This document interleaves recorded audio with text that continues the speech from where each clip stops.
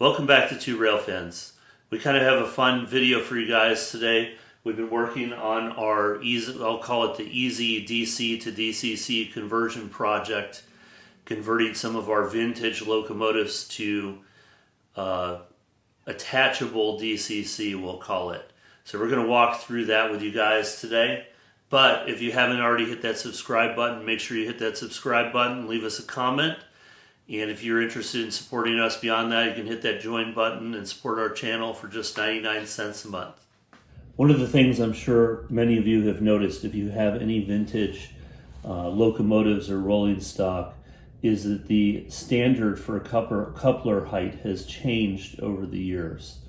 And that's one of the problems you run into when you're trying to upgrade older locomotives to current track standards, and especially if you're trying to swap out for Kadee couplers. So we have our coupler height gauge here from Kadee, and I just want to show, so this is the locomotive up here, this Burlington Northern, it was the first locomotive that we swapped over using this process, and we'll show you that in a second. But I want to show this, and this is an AHM, but I want to show this other AHM locomotive that's identical, just painted differently. And I want to show you exactly how off the coupler height is using the current modern standard with the Kadee couplers. David, could you slide that track gauge over? Don't connect it, just put it right up there. So you can see how low that sits. And that's one of the other issues when you're trying to combine older rolling stock to run around your layout. You're going to notice that the coupler heights are way off. So that's why a lot of this stuff simply will not stay together. So that's one of the factors we had to consider with this. If we're going to make it run on DCC, we want it to be compatible with everything else. For a comparison, David, could you just turn that around and let's compare it to this Broadway Limited DCC engine we have. So that is very close. It's not 100%, but it's very close in height.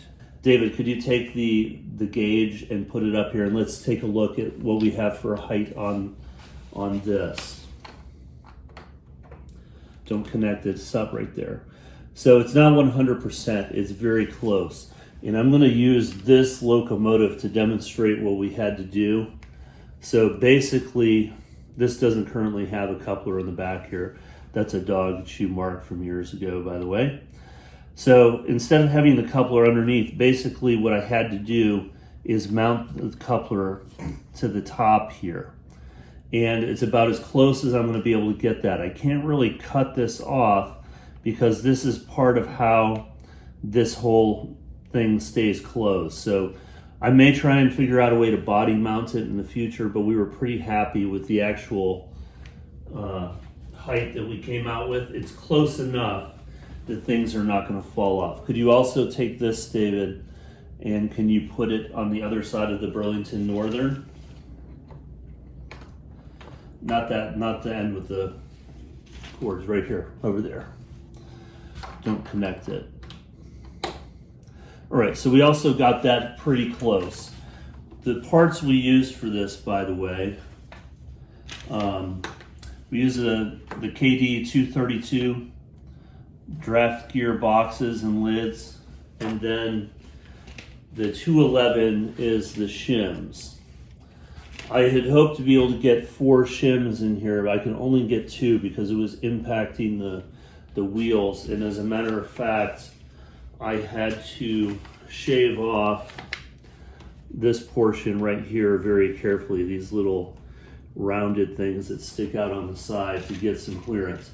So one of the factors that we took into account when starting this project, if we're going to use a piece of rolling stock that is going to carry the decoder and the speaker for these vintage trains, it needed to be something that would show up behind these vintage trains.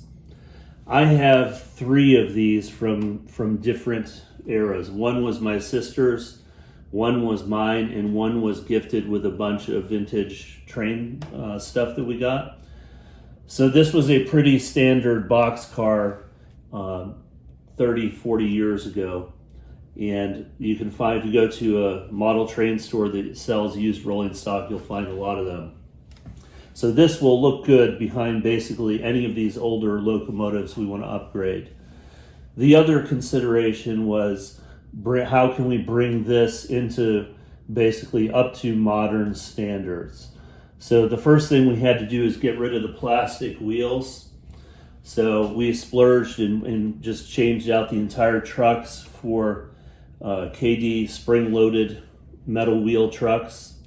So it rides really smooth, and then obviously body mounting the couplers to bring that up into compliance. So I'm going to put a picture up on the screen here of the in progress from this, but basically what we did,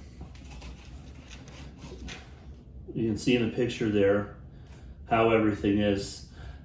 So basically I removed this metal plate, which was a weight, and then Rhyming. And then on either end I just put one of these weights directly over the axle and basically made a piece of foam to sit there to hold the decoder and the speaker. So we just used those mini speakers and mounted the decoder there. And of course we have these wires here. How we're going to keep track of what's what with these wires, basically the male end means the signal is moving that out of that direction. So we have right here, we have the male end over on this side. That is the track pickup. So that current comes back here to the decoder. The speaker is sitting right here in the front. And then this is the signal from the decoder to the motor over here.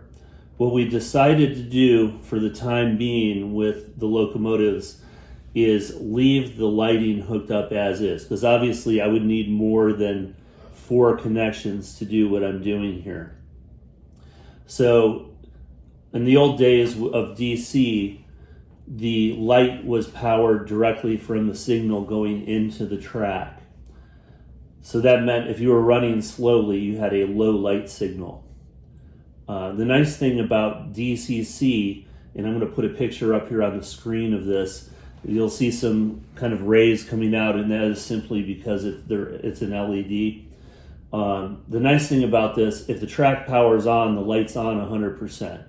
So we're just going to leave the lighting set up that way, because basically if we have one of these locomotives on the track, it's because we're going to be running it.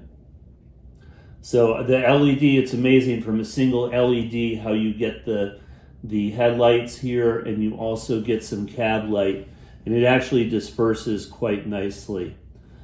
So that's kind of how we have it set up here. We're going to go ahead and get this hooked up, and we're going to take it for our first test drive. We have not run this yet, so you guys are going to be along with us for the ride for the first drive here. All right, we're ready to give this thing a test drive. I will say before I turn this on that the decoder I ended up using in here was one I was originally going to use in that F7 B unit when I was still thinking about using sound. So I believe that is the audio file on this.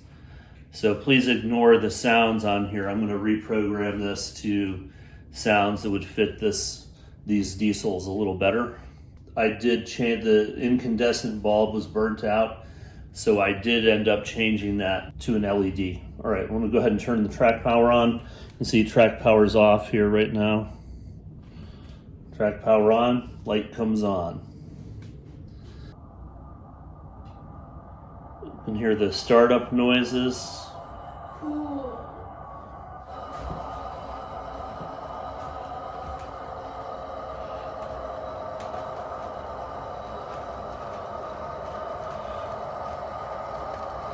So running pretty well forward.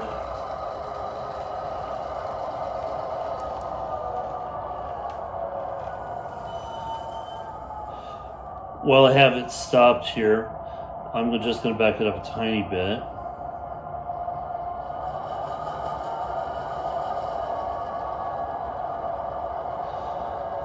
And I'm going to go ahead and play the sounds, some of the sounds on here.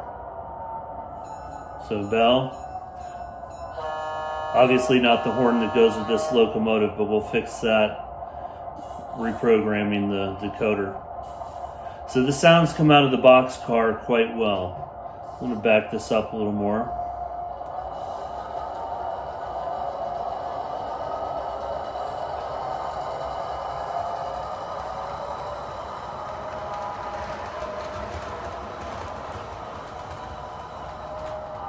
And let's give it a fast forward and see how it does.